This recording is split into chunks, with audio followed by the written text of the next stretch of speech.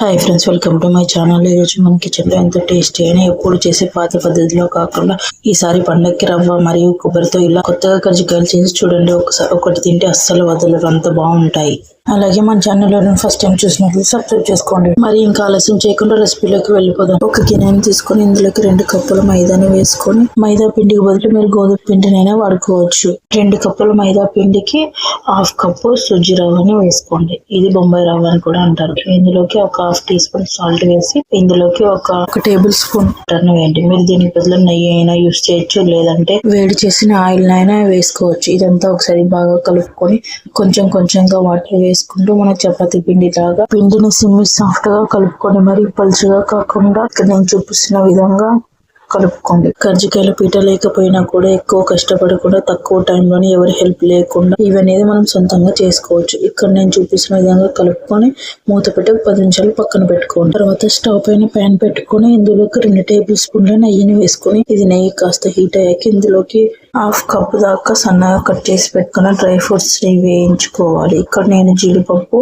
బాదం మాత్రమే తీసుకున్నాను. మీకు నచ్చిన డ్రై ఫ్రూట్స్ వేసి బాగా నెయ్యిలో వేయించుకోండి. ఇవి కాస్త వేగాక ఇందులోకి 1/2 కప్పు దాకా బొంబాయి రవ్వను వేసుకోండి. బొంబాయి రవ్వ కూడా నేతిలో కమ్మటి వాసన వచ్చేంత వరకు సన్నటి మంట మీద వేయించుకోండి. లో ఫ్లేమ్ లోనే పెట్టి వేయించుకోండి. ఈ విధంగా లైట్ గా వేగిన తర్వాత ఇందులోకి 1 కప్పు తురిమిన ఎండు కొబ్బరిని తీసుకోండి. అలా తురిమితోనే బాగుంటుంది, లేదంటే మిక్సీ వేసారంటే అంతగా మనకు తినేటప్పుడు టేస్ట్ అనేది తెలియదు. గ్రైండ్ చేసిన కొబ్బరి కన్నా ఇలా తురిమి వేసిన కొబ్బరి టేస్ట్ అనేది చాలా బాగుంటుంది. సో వీలైనంత వరకు మీరు ఇలా తురిమే వేసుకోండి, అప్పుడైతే మనకు టేస్ట్ అనేది పర్ఫెక్ట్ గా తెలుస్తుంది. ఇందులోకి మరో 2 టేబుల్ స్పూన్ల నెయ్యిని వేసి ఈ కొబ్బరి అనేది మంచి స్మెల్ వచ్చేంత వరకు, కొబ్బరి అనేది గోల్డెన్ కలర్ వచ్చేంత వరకు బాగా సన్నటి మంట మీద వేయించుకోండి. ఇప్పుడు స్టవ్ ఆపేసి 1 టీ స్పూన్ యాలకుల పొడి వేసి పక్కన పెట్టుకుందాం. మరో పక్కన ఒక మిక్సీ జార్ తీసుకుని ఇందులోకి ఒక 1/2 కప్పు షుగర్ని వేసి ఇది కాస్త బరకగా గ్రైండ్ చేసుకొని, పంచదారని మనం ముందుగా వేయించుకొని పక్కన పెట్టుకుని ఎండు కొబ్బరిలోకి వేసి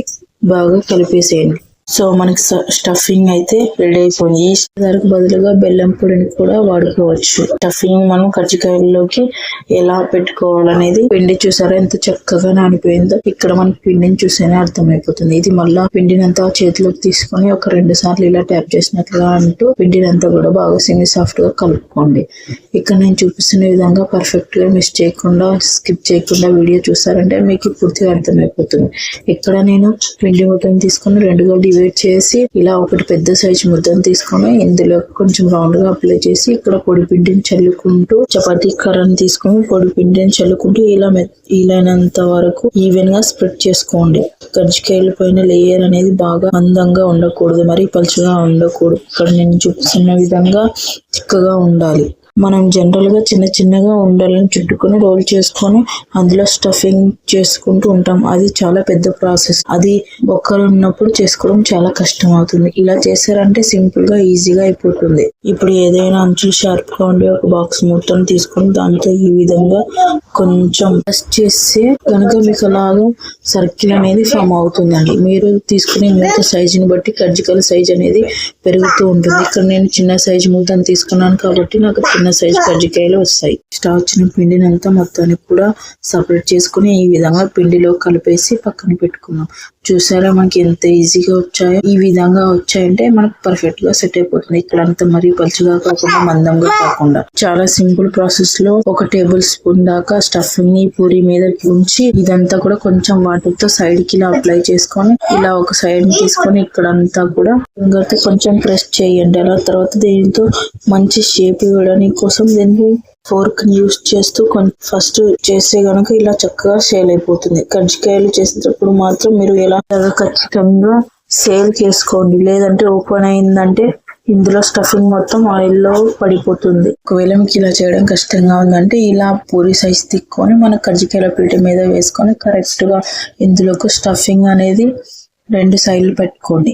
అప్పుడైతే మనకి ఈవెన్ గా సరిగ్గా కజ్జికాయలు అనేది వస్తాయి. ఇక్కడ 2 విధాలుగా ఇక్కడ కొంచెంగా పెట్టుకొని అంతా ఒక సైడ్ ఇలా మూత పెట్టి గట్టిగా నొక్కి ఇలా 2 సైడ్లుగా గట్టిగా నొక్కి ఎక్స్ట్రా పిండి అంతా కూడా రిమూవ్ చేసేయండి. ఇక్కడ నేను చూపిస్తున్న విధంగా మిస్ చేయకుండా, స్కిప్ చేయకుండా వీడియో చూసారంటే చివరి వరకు మీకు అర్థమైపోతుంది.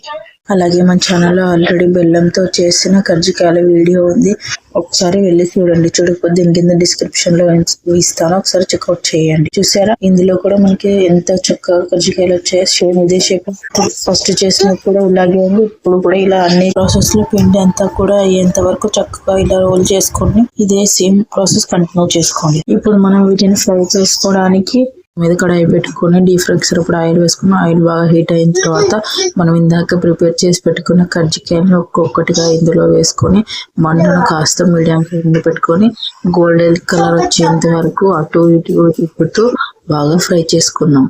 వీటిని మనం కలపాల్సిన పని ఏమీ లేదు, అవంతటికి అవే పైకి వచ్చేస్తే అప్పుడు మనం టర్న్ చేసుకున్నామంటే సరిపోతుంది. రెండు వైపులో కూడా లైట్ గా వేగిన తర్వాత మంటను మీడియం ఫ్లేమ్ లో పెట్టుకుని నిదానంగా కర్జికాయలను వేయించుకోవాలి. మీరు మంటను పెంచి వేయించుకున్నారంటే పైన అనేది కలర్ వస్తుంది, కానీ లోపల మెత్తగా ఉండిపోతుంది. ఇలా మంటను మీడియం ఫ్లేమ్ లో పెట్టి బాగా వేయించుకోండి. ఇక్కడ నేను చూపిస్తున్నాను చూడండి, ఈ విధంగా గోల్డెన్ కలర్ వచ్చేంత వరకు బాగా ఫ్రై చేసుకోండి.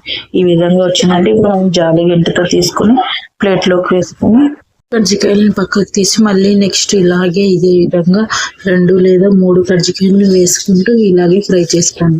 ఇక్కడ ఒక చిన్న మాట, ఈ 3 అనేది నేను చేతితో ప్రిపేర్ చేశాను, ఎలా వచ్చినది నాకు కామెంట్ సెక్షన్ లో చేయండి. ఇదే విధంగా అన్నిటిని కూడా వేయించుకుంటే క్రిస్పీ క్రంచీ అండ్ టేస్టీ అయిన డ్రై ఫ్రూట్స్ కర్జికాయలు రెడీ అయిపోయినట్లే. చూసారు కదా, ఎంతో రుచికరమైన రవ్వ డ్రై ఫ్రూట్స్ కాయలు రెడీ అయిపోయినట్లే. ఈసారి పండక్కి ఇలా వెరైటీగా చేసి చూడండి, కామెంట్ సెక్షన్ లో తెలియచేయండి. మన ముంబై పిల్ల 22 ఛానల్ సబ్స్క్రైబ్ చేసుకోవడం మర్చిపోకండి. అలాగే ఇక్కడ మీకు ఒకటి తెంచి చూపిస్తాను చూడండి, ఎంత పర్ఫెక్ట్ గా వచ్చాయి, లోపల వరకు ఎలా కుక్ అయింది అనేది మీకు ఈ వీడియో చూస్తేనే అర్థమైపోతుంది. ఈ విధంగా మీరు కూడా ఇంట్లో తప్పకుండా ట్రై చేసి మీకు ఎలా కుదిరింది అనేది నాకు కామెంట్ సెక్షన్ లో తెలియచేయండి. అలాగే మీ ఫ్రెండ్స్ ఫ్యామిలీ మెంబర్స్ అందరికీ ఈ వీడియోని షేర్ చేయండి, ఒక లైక్ చేయండి. టేస్టీ సింపుల్ క్విక్ రెసిపీల కోసం మన ముంబై పిల్ల ఛానల్ సబ్స్క్రైబ్ చేసుకోండి. Thank you for watching.